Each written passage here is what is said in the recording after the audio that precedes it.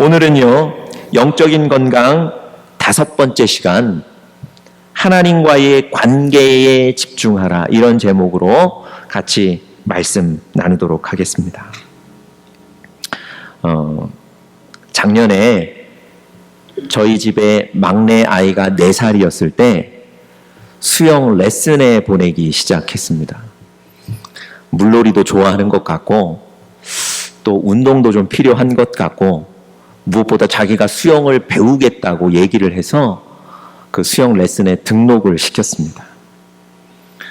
수영 레슨을 처음 하는 날 수영복을 입히고 그 수영장에 데리고 갔는데 아이가 대기실에서부터 울면서 수영장에 들어가지 않겠다고 버티는 거예요.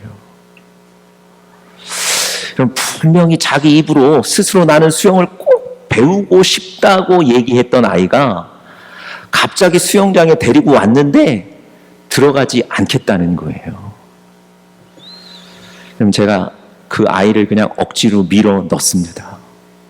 처음 몇 주간 그렇게 억지로 밀어 넣고 제가 그 대기실 그 유리 너머로 아이가 어떻게 배우는지를 봤습니다. 여러분, 아이가 왜 가기 싫다 그랬을까요? 제가 생각해 보니까 몇 가지 이유가, 상상되는 이유가 있어요. 여러분, 동네에서 물놀이 하던 그 풀장하고는 틀리거든요. 물도 깊고요. 그리고 사실은 자기가 건너가야 할 그 레인이 무척 길거든요. 저걸 내가 건너갈 수 있을까 두려움이 생기기도 했을 거고요. 무엇보다 그 클래스에 자기가 아는 친구들이 하나도 없어요. 얼마나 낯설었겠습니까? 네. 처음 몇 주간은 계속해서 안 들어가겠다고 울다가 3주 정도 지난 후부터는 그런 그 버티는 게 없어지고요. 자기 스스로 수영장에 들어가겠다고 문 열고 들어가더라고요. 여러분, 왜 이런 변화가 생겼을까요? 여러분, 고민하던 문제가 해결된 게 아닙니다. 여러분, 그 깊었던 물이 뭐 얕아졌을까요? 길었던 레인이 짧아진 겁니까? 아니, 한두 주 사이에 아는 친구가 와서 등록을 했을까요? 전혀 그렇지 않아요. 문제는 그대로예요. 그런데 제가 몇 주간 유리 너머로 그 아이를 보면서 달라진 게 하나 있는 걸 봤어요. 그게 뭐냐면 선생님과의 관계였어요. 처음 몇 주 갔을 때는요, 선생님하고 얘기도 못했어요. 인사도 못했어요.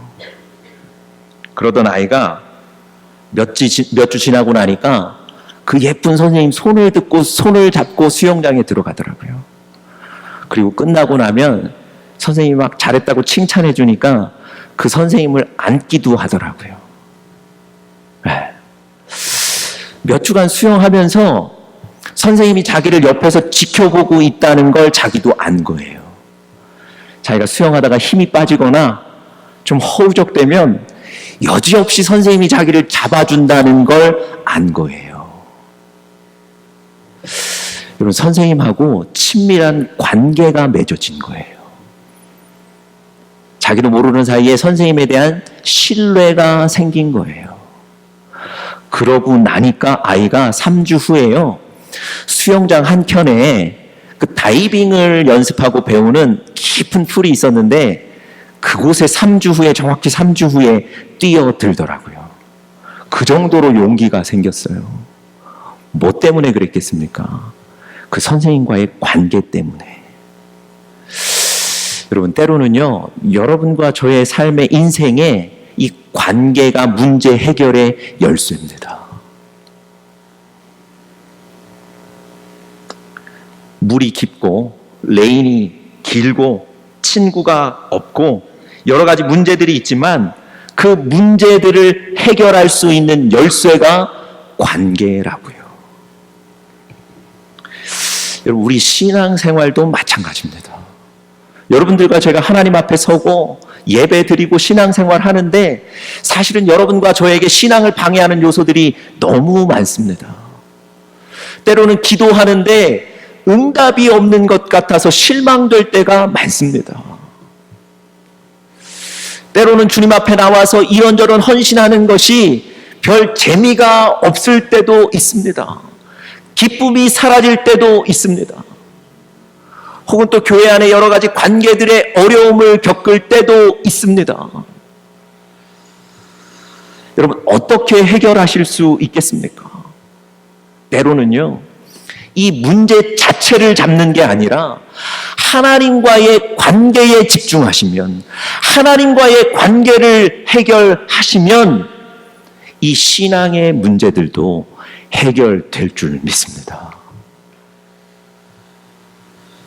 마치 어린아이가 수영장에 가서 선생님과의 좋은 관계를 맺었더니 수영장에 들어갈 수 있었던 것과 동일합니다. 지난주에 제가 설교하면서 모세에 대해서 말씀드렸어요.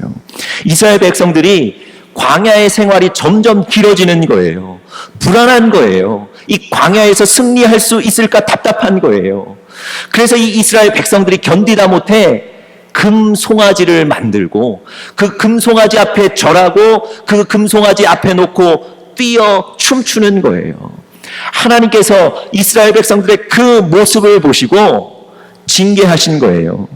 내가 이 광야에서 더 이상 너희들과 함께 가지 않겠다.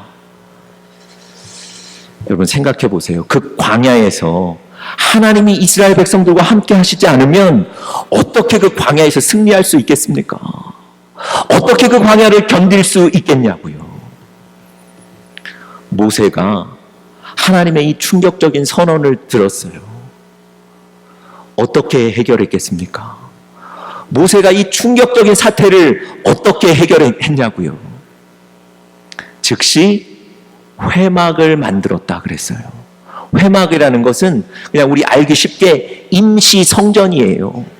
그 회막을 만들고 그곳에 가서 회개하며 기도하는 거예요. 그 회막에 들어가서 예배 드리는 겁니다. 하나님과의 관계에 집중했을 때 하나님께서 내가 다시 광야에서 이스라엘 백성들과 함께 동행하겠다고 하나님의 약속을 변경해 주셨어요. 여러분, 모세는 그렇게 문제를 해결했습니다. 그 금송아지 만든 걸 부숴버리고 금송아지 섬겼던 그 사람들 징계한 것으로 문제를 해결한 것이 아니고요.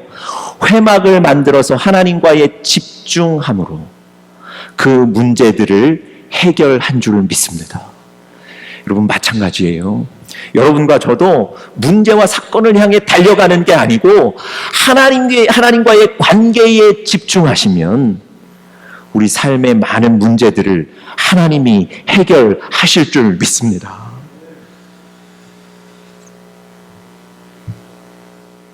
여러분과 저에게도 영적인 건강을 위해서는요, 하나님과의 관계에 집중하는 것이 필요합니다. 영적인 건강을 위해서 하나님과의 관계를 회복하셔야 됩니다. 오늘 우리가 읽은 본문은요, 하나님께서 이스라엘 백성들을 그 광야에서 놀랍게 인도하시고 지키신 그 얘기들을 회상하는 장면이 나와 있습니다. 그래서 오늘 본문을 잘 읽어보시면 하나님께서 광야에서 베푸셨던 기적들, 이적들이 나와 있어요. 뿐만 아니고 앞으로 그 가나안 땅에 들어가면 그 가나안 땅에서 승리할 것이라는 약속까지도 기록하고 있습니다. 예를 들면 이런 거예요. 광야 40년 동안에 너희의 의복이 헤어지지 않았다. 하나님께서 의복을 공급하신 거예요. 너희의 신발이 닳지 않았다. 하나님께서 그 광야에서 40년 동안 신발도 주신 거예요. 심지어 하늘에서 먹을 양식까지도 공급하셨어요.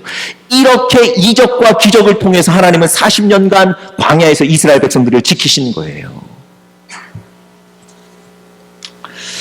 여러분, 이 신명기 8장을 읽다 보시면 하나님의 이적과 기적과 또 풍성해질 거라는 이런 약속이 먼저 여러분과 저의 눈에 들어와서 이 신명기 8장 읽다 보면 마음이 굉장히 가볍고 즐겁습니다. 이런 기적을 주시는구나. 이런 축복을 주시는구나. 그런데 여러분, 이 신명기 8장을 잘 읽어보시면 사실은 하나님이 우리 삶에 베푸시는 기적과 이적보다 더 중요하다고 가르치는 한 요소가 있습니다. 그게 바로 하나님과의 관계예요. 제가 왜 이렇게 말씀드렸냐면요.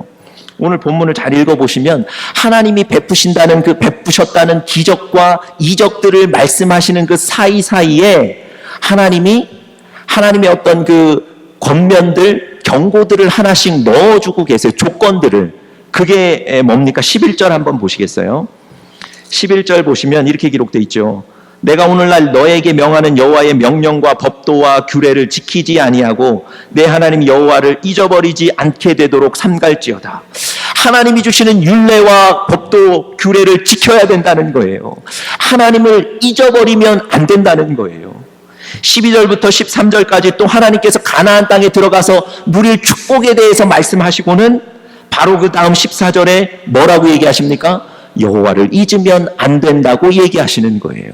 또 그 다음에 하나님께서 베푸셨던 축복을 얘기하시고 그 다음 18절에 무엇을 얘기하십니까? 여호와를 기억하라고 또 권면하시는 거예요. 여러분 잘 보세요. 이 신명기 8장 전체가 이런 구조로 쓰여져 있어요. 여러분, 이런 구조를 통해서 하나님께서 여러분과 저에게 정말 가르치고자 하시는 의도가 뭐겠습니까? 하나님과 우리의 관계가 우리 삶에 가장 중요하다는 걸 가르치시는 거예요. 하나님과 우리 사이에 이런 관계가 형성될 때 하나님께서 이런 기적과 이적들을 보여주실 것이라고 얘기하는 겁니다.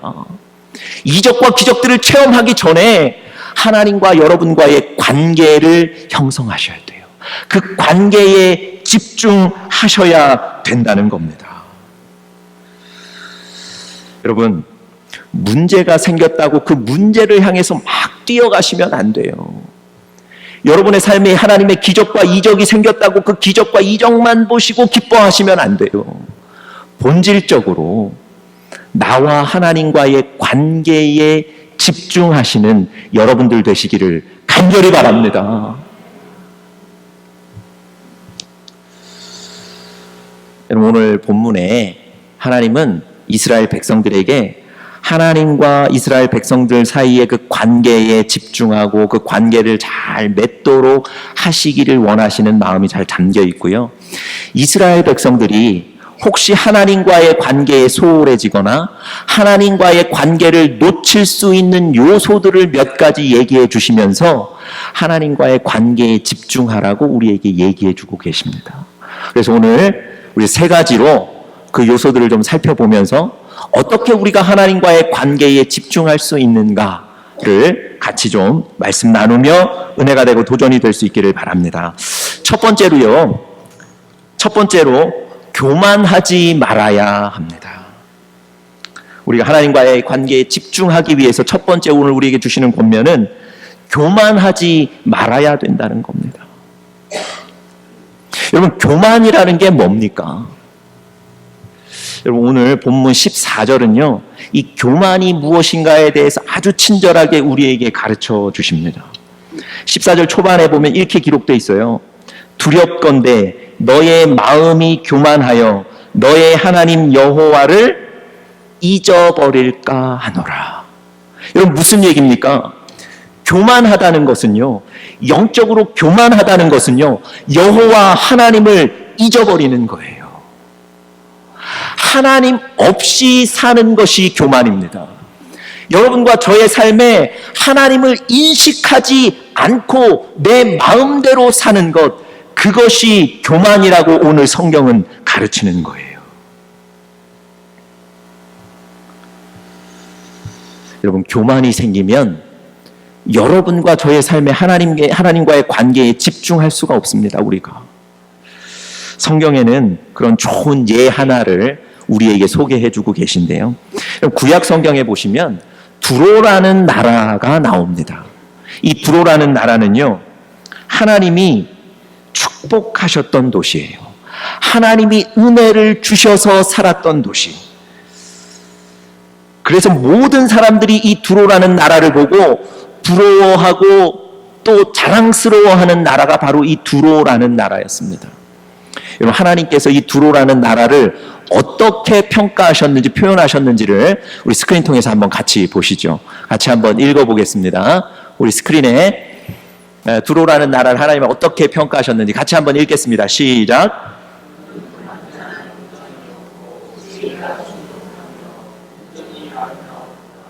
여러분, 하나님이 두로라는 나라를 놓고 저렇게 평가하시는 거예요. 너는 완전한 도장이었고 지혜가 충족하며 온전히 아름다웠다. 여러분, 다시 말씀드리면 완전함의 표본이 바로 이 두로라는 거예요. 지혜도 풍족하였을 뿐만 아니라 아름다움에도 완전하였다고 평가하시는 거예요. 여러분, 이 나라가 얼마나 풍족하고 또 얼마나 복을 받은 나라였으면 하나님이 저렇게 평가하셨겠습니까? 심지어 그 에스겔서를 읽다 보면요, 이 두로라는 나라를 향해서 기름 부음을 받았다 이렇게 표현하세요. 이런 구약 성경에 보시면 기름 부음을 받았다는 표현은 어디에 나옵니까? 하나님께서 왕을 임명하시고 그 왕을 세우실 때 기름 부음 받았다 그러거든요. 그런데 오늘 본문에 그 에스겔서 본문에 보시면 두로라는 나라가 기름 부음을 받았다라는 거예요. 무슨 얘기겠습니까? 두로라는 나라를 하나님이 세우셨다는 거예요. 두로라는 나라를 하나님이 축복하셨다는 거예요. 완전하게 하나님이 축복하시고 은혜를 베푸신 나라가 바로 저 두로라는 겁니다. 또 이런 두로를 향해서 이렇게도 말씀하십니다. 네가 지음을 받던 날부터 너의 모든 길에 완전하였다. 여러분, 그냥 두로라는 나라는 앞으로 이렇게 생각하시면 돼요. 하나님께서 그냥 복을 부어주신 나라다. 이렇게 생각하시면 될 것 같아요. 그런데 여러분, 시간이 좀 지난 이후에 그런 두로를 향해서 하나님이 평가를 다시 한번 하시는데 이번에는 완전히 다른 평가를 하세요. 계속해서 축복하신다거나 계속해서 격려하시는 평가가 아니고요, 너를 징계하겠다는 거예요. 두로 너는 심판의 대상이라는 거예요. 여러분, 아니 하나님의 세우심을 받고 완전함의 표본이었던 그 나라가 어떻게 하나님의 심판의 대상으로 전락했을까요? 시간이 지나면서 어떤 일이 있었을까요?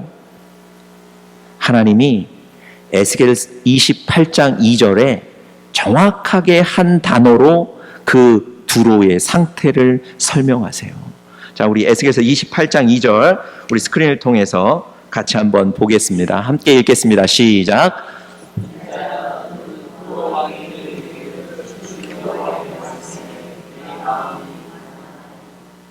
네.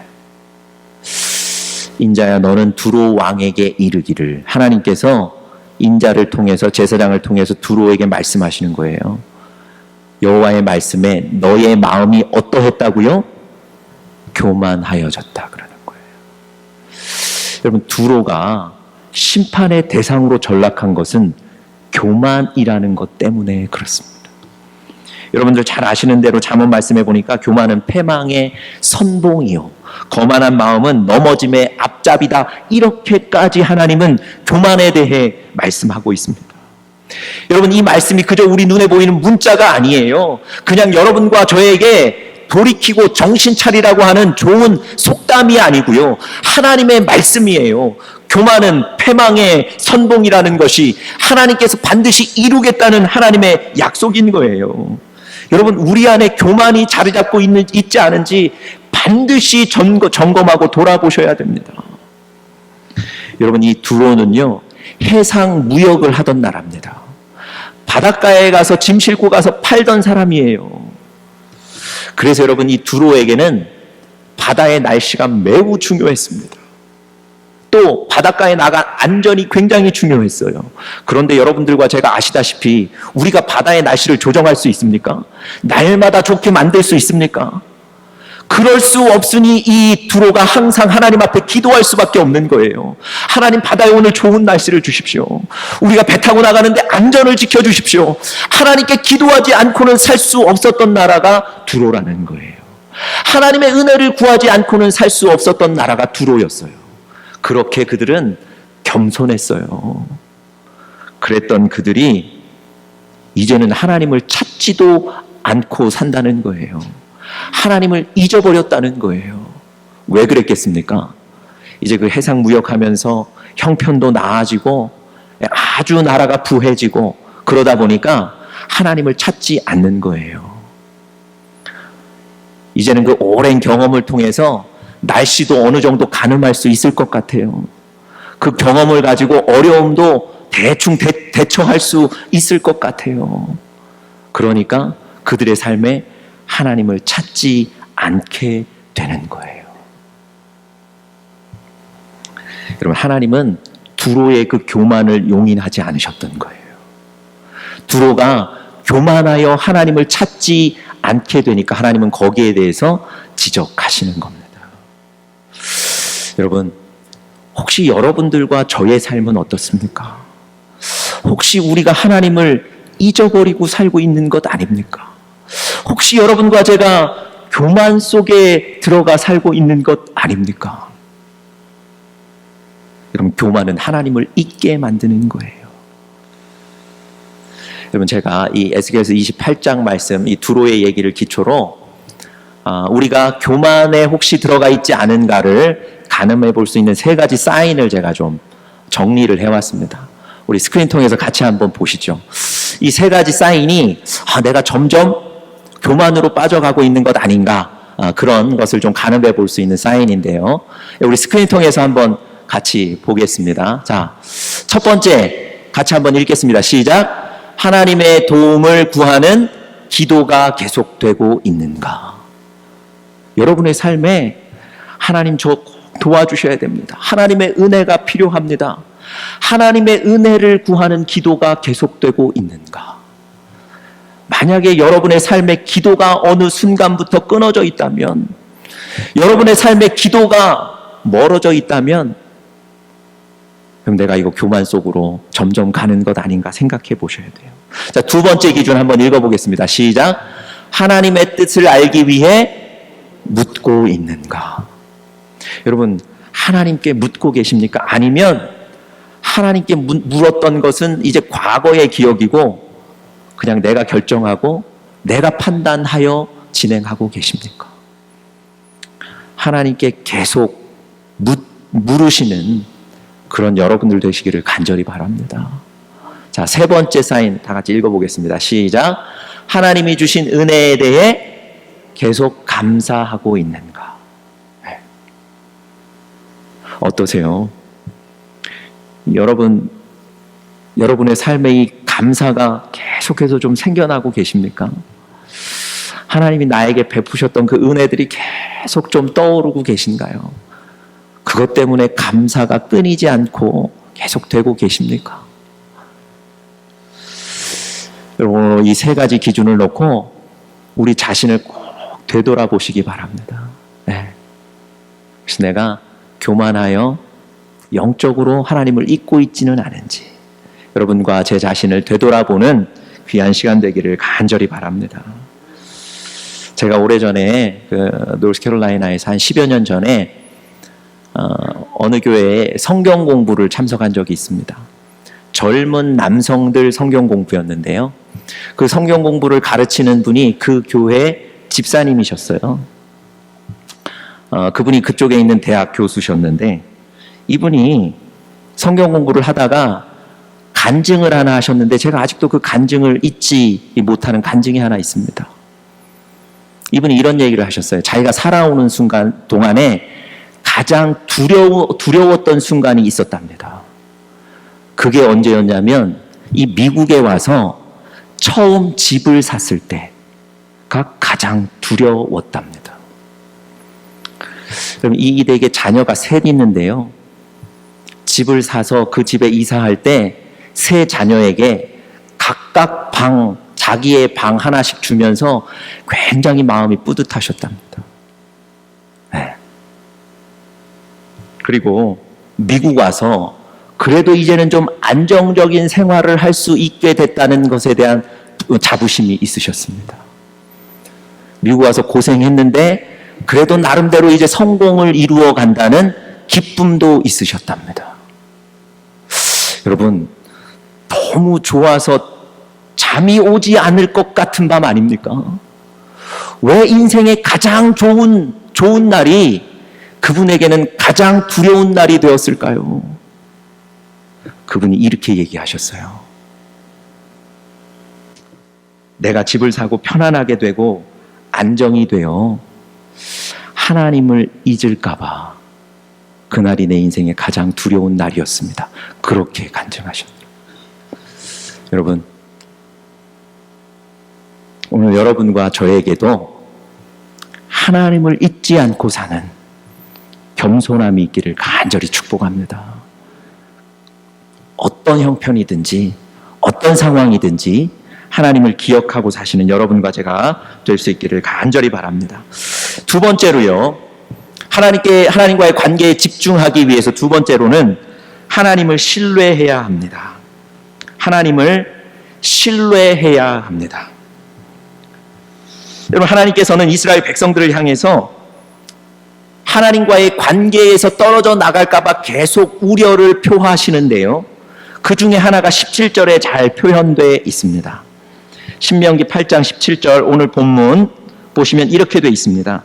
또 두렵건대 네가 마음에 이르기를 나의 능과 나의 손의 힘으로 내가 이 재물을 얻었다 할까 하노라. 하나님이 이걸 걱정하신다는 거예요. 무슨 얘기입니까?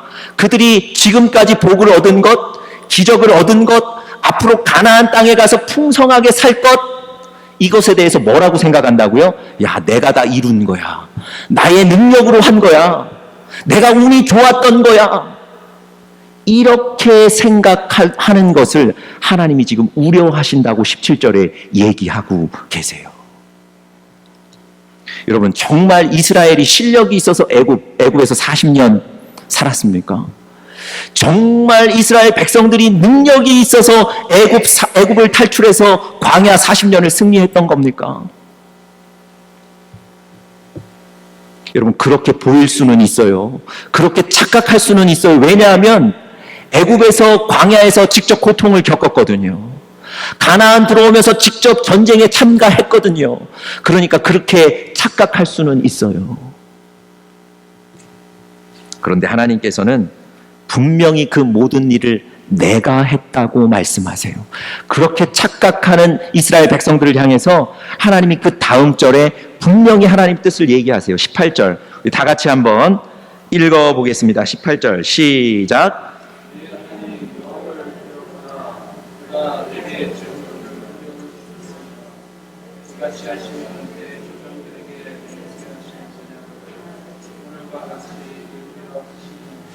하나님께서 뭐라고 얘기하십니까? 그들이 얻은 부, 명예 이런 것들을 그들 스스로 얻은 것이 아니라 내가 너희들에게 그 능을 얻을 수 있는 능을 너희에게 주었다고 얘기하시는 거예요. 다시 말씀드리면 하나님을 신뢰하라고 얘기하시는 겁니다. 여러분, 이스라엘 백성들이 애굽을 탈출할 때요, 애굽의 바로 왕이 보내주질 않았어요.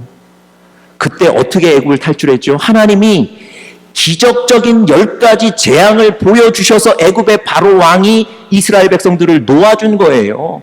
그들이 능력이 있어서 나온 게 아닙니다. 광야에 40년 동안 그들이 어떻게 버틸 수 있었습니까? 하나님이 그 뜨거운 낮에는 구름 기둥을 주셨고요, 그 추운 밤에는 불기둥을 주셔서 40년간 살게 하신 거예요. 그들이 산 게 아닙니다. 가나안 땅에 들어갈 때는 전쟁을 해야 되는데 여리고성을 어떻게 무너뜨릴 수 있었냐고요. 하나님께서 전쟁도 없이 무너지게 하신 거 아닙니까? 잘 기억하세요. 마치 우리가 한 것 같은데, 마치 내 능력으로 이룬 것 같은데 하나님은 그 능력 나로부터 말미암은 것이라고 얘기하시는 거예요. 여러분, 시편 8편 6절 우리 한번 같이 읽어보죠. 다 같이 읽겠습니다. 네, 주의 손으로 만드신 것. 여러분, 만드신 분은 누구십니까? 하나님이세요. 그런데 그것을 우리에게 다스리도록 맡겨주신 것일 뿐이에요. 지금 여러분과 저의 손에 있지만 그것을 만드신 분은 하나님이시라고요. 마치 우리가 소유하고 있어서 내 것이라고 착각하시면 안 되는 거예요. 여러분과 저의 삶에 재물도 있습니다. 가정도 있어요. 자녀도 있습니다. 그렇지만 그것을 통해서 열매를 맺게 하시는 분은 누구라고요? 하나님이시라는 거예요. 여러분, 이 이스라엘 백성들이 자기를 믿고 하나님을 신뢰하지 못한 것, 그것 때문에 하나님과의 관계에 집중할 수 없다고 말씀하시는 거예요. 자, 마지막 세 번째로요, 이 이스라엘 백성들이 하나님과의 관계에 집중하기 위해서는 하나님의 말씀을 잘 들어야 한다는 겁니다. 하나님의 말씀을 잘 들어야 합니다. 여러분, 어떤 사람의 얘기를 잘 들어주고 또 귀하게 여겨주고 진지하게 대하면 그 사람과의 관계가 개선이 됩니다. 여러분들이 하나님의 음성에 귀 기울이시고 하나님의 음성을 귀하게 여기시면 하나님이 여러분들을 주목하실 거예요. 제가 왜 이렇게 말씀드리냐면 20절에 한번 보세요. 20절에도 하나님께서 이 이스라엘 백성들이 하나님과의 관계에 집중하지 못하고 떠날까 봐 한 가지 우려를 얘기하고 계세요. 자, 20절 제가 읽어보겠습니다. 여호와께서 너희의 앞에서 멸망시키신 민족들과 같이 너희도 멸망하리니 이는 너희가 너희 하나님 여호와의 소리를 어떻게 한다고요? 청종치 않는다는 거예요. 하나님의 말씀을 듣지 않는다는 거예요. 아니, 들어도 귀하게 여기지를 않는다는 거예요. 두렵게 받지를 않는다는 겁니다. 여러분, 하나님과의 관계에 집중하시기 위해서는 하나님의 음성을 귀하게 여기셔야 돼요. 여러분, 이스라엘 백성들이 가나안 땅에 들어갈 때 아까도 말씀드렸지만 그곳에 거하고 있는 이방 민족들과의 전쟁이 불가피했습니다. 가장 먼저 만난 전쟁이 어디였습니까? 여리고성 전투였어요. 그 강한 여리고성을 어떻게 정복할 수 있었습니까? 지도자 여호수아가 하나님께 기도한 거예요. 하나님, 어떻게 이 성을 정복할 수 있습니까? 물었을 때 하나님이 말씀해 주셨어요. 그 방법을 가르쳐 주셔서 그 여리고성을 무너뜨리고 정복할 수 있었습니다. 이 여리고성 다음 전쟁이 무슨 전쟁이었냐면 아이성 전투였어요. 그런데 여러분, 이 아이성 전투는요, 아이성 굉장히 쉬워 보였어요. 왜냐하면 아이성 자체가 매우 작았고요. 또 아이성을 지키고 있는 이방의 군사들 숫자도 작았어요. 여러분, 여리고성을 정복한 이 이스라엘에게 겨우 그 작은 아이성 전투야 너무 쉽지 않았겠습니까? 그런데 결과적으로 그 아이성 전투에서 완전히 패배하고 말았어요. 왜 그랬을까요? 하나님은 정확하게 얘기하세요. 너희가 나에게 묻지 않았다는 거예요. 여러분, 이스라엘 백성들은요, 하나님께 묻지 않았다는 것, 묻지 않았다는 것도 바꾸어 말하면 무슨 뜻이겠습니까? 하나님의 음성을 듣지 않았다는 거예요. 하나님의 방법, 하나님의 음성을 귀하게 여기지 않았다는 거예요. 여러분, 듣기에 실패한 것이 전쟁의 실패로 그대로 이어지는 겁니다. 여러분, 아모스 2장 4절 말씀 우리 한번 같이 읽어보겠습니다. 다 같이 읽겠습니다. 시작. 유다의 서너 가지 죄로 인하여 저희가 여호와의 율법을 멸시하고 그 율례를 지키지 아니하고 그 열조에 따라가던 거짓 것에 미혹하였음이라. 여러분, 하나님 정확하게 말씀하세요. 징계하는데, 그 죄에 대해서 지적하는데 그 이유가 뭐라고요? 하나님이 말씀하신 것에 대해서 듣지 않았다는 거예요. 여러분, 이스라엘 백성들 하나님 말씀을 듣지 않고 가볍게 여겼고 말씀 듣기를 싫어해서 하나님의 말씀을 밀어낸 거예요. 그 결과 하나님은 그들을 축복하실 수 없었습니다. 여러분, 하나님의 말씀을 듣는 것이 중요해요. 하나님의 말씀을 들을 때 하나님과의 관계를 회복하고 집중하게 될 줄 믿습니다. 제가 오늘 이 신명기 8장 통해서 세 가지 말씀드렸어요. 근데 이 세 가지가 무엇을 위한 세 가지였는지를 반드시 기억하십시오. 하나님과의 관계를 집중하기, 하나님과의 관계에 집중하기 위한 세 가지 요소였다는 것 꼭 기억하십시오. 여러분, 이 관계에 집중하시면, 하나님과의 관계를 회복하시면 하나님이 여러분과 저의 삶의 많은 문제들을 해결하실 것입니다. 마지막으로 제가 이 한 가지 얘기만 드리고 오늘 설교를 마치겠습니다. 예전에 제가 미국에 와서 몇 달 지났을 때 지갑을 제가 잊어버려서 굉장히 좀 걱정하고 당혹스러워했던 적이 있습니다. 지갑을 분명히 제 주머니에 들고 왔는데 아마 제가 지갑이 좀 불편했던 모양이에요. 그래서 차 운전을 하기 전에 제가 그 지갑을 꺼내서 잠시 차 위에 올려놓고는 그냥 운전하고 가버린 거예요. 웃는 분들 계신 거 보니까 비슷한 저랑 경험들이 있으신 것 같아요. 제가 여러분 하이웨이를 달리고 20분간 운전하고 학교에 도착한 뒤에 제 지갑을 잊어버렸다는 걸 발견했어요. 여러분 하이웨이까지 달렸는데 그 지갑을 어디서 제가 찾겠습니까? 그런데 여러분들 아시는 대로 미국 와서 몇 달 지나지 않아서 중요한 운전면허증부터 시작해서 학생증과 중요한 어떤 서류들이 그 지갑 안에 있었어요. 하다못해 현금 카드까지요. 이걸 어떡하나 걱정도 되고 이 모든 서류를 다시 발급받으려면 얼마나 고생해야 될까 이런 생각도 들고 여러분 제가 얼마나 당황했는지 모릅니다. 근데 그때 제 마음속에 이런 생각이 들었어요. 지금 내가 무척 걱정이 되고 당황스러운데 그럼에도 불구하고 오늘 하나님이 나에게 주시는 말씀을 들어야 되겠다. 그리고는 늘 하던 대로 방에 들어가서 말씀을 펴고 묵상하고 노트에 적기 시작했어요. 그날 말씀이 얼마나 꿀같이 달았는지 몰라요. 여러분 제가 큐티를 하고 묵상을 하고 노트를 적고 났는데 제가 지갑을 잃어버렸다는 그 걱정은 온데간데 없이 사라지더라고요. 지갑을 잃어버렸다는 걱정 대신에 하나님이 오늘 나에게 이런 귀한 말씀을 주셨다는 은혜가 가득했어요. 그러면서 어떤 생각까지 들었냐면 하나님이 이런 은혜 주셨으니까 지갑은 찾게 하실 것이다. 이런 생각까지 들더라고요. 그리고는 그날 밤 잘 잤습니다. 아내는 무척 답답해했지만 저는 잘 잤습니다.